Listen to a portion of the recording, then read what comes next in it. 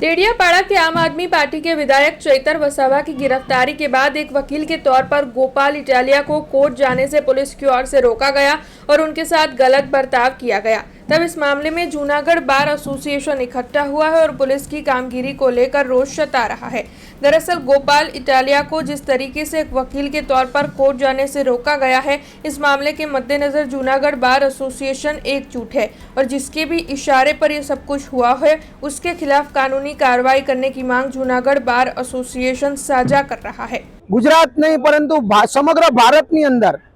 प्रथमवार एवो इतिहास बन्यो छे કે વકીલને કોર્ટમાં વકીલાત કરવા દેવા માટે રોકવામાં આવે એવો ઇતિહાસ ન્યાયતંત્ર ઉપર એક ખૂબ મોટો ખુલ્લો ઘા કહેવાય અને લોકો વકીલો પાસેથી અપેક્ષા રાખે છે, વકીલો સેવા કરવા માટે કોર્ટમાં આવે છે અને એના માટેની સનદ બાર કાઉન્સિલ દ્વારા આપવામાં આવેલી છે અને બાર કાઉન્સિલ આપવામાં સનદ જે આપવામાં આવે છે એમાં સમગ્ર ગુજરાતની અંદર કોઈ પણ કોર્ટની અંદર પ્રેક્ટિસ કરી શકે છે। એના માટે ગઈકાલે એવો બનાવ બન્યો કે ચેતર વસાવાના કેસની અંદર અમારા એડવોકેટ શ્રી ગોપાલ ઇટાલિયા વકીલાત કરવા માટે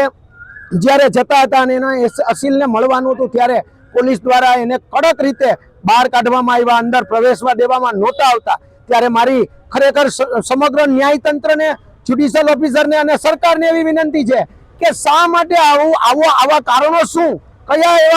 એવા પ્રશ્નો છે કે જેના કારણે એડવોકેટને પણ પ્રવેશ આપવામાં દેવામાં નથી આવતો। તો આના સામે કાયદેસરના એક્શન લેવાય અને જે વ્યક્તિ એવું કેવરાયું હોય કે આને પ્રવેશ કરવા ન દેવો એની સામે પણ બાર કાઉન્સિલ ઓફ ગુજરાતને હું વિનંતી કરું છું કે કાયદાકીય કાર્યવાહી કરવી જોઈએ અને